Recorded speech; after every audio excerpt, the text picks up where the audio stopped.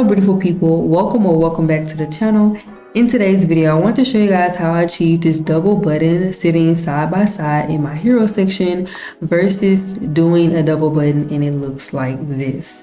This is what most of you guys, if you're working with Elementor, may experience if you are trying to add a double button. And to make them sit side by side without doing this trick that I'm about to show you, it can be a bit tedious. But I'm going to show you a super easy and simple way to achieve this right here. Let's hop right into it. So again, you're inside of Elementor, you just created your hero banner and you want to do a double button, and this is what you ended up coming up with.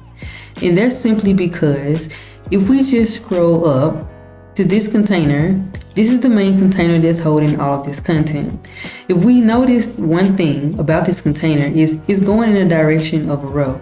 So let's just go all the way down here, for instance. If you're going to add a new container and you're going to use the flexbox, you're more than likely going to choose this one piece because you know you just want all of your content inside of this one container. And as you see, it automatically defaults everything that you put into this container to go vertical direction, meaning up and down. How you end up with this section right here. So how to fix that is simple. You just need to add another container inside of this main container. So all you want to do is to grab a container and put it right underneath the content, or basically wherever you want your double buttons to sit, that's where you need to add the container. In my case, I want my buttons to be right underneath all of my copy.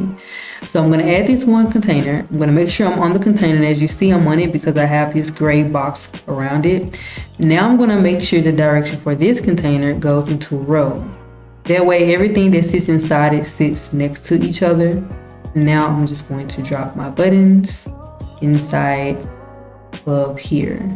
And if you have trouble doing anything, moving things around, just open up your navigator. But I got it. Now I'm going to go to the container and I'm going to make sure I center everything, justifying the content into the center and aligning the items to the center of this.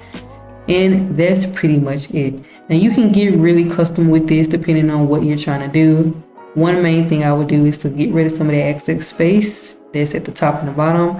I'm going to go ahead and zero out the pad and the margin. That way I can have full control over how much space I want between everything.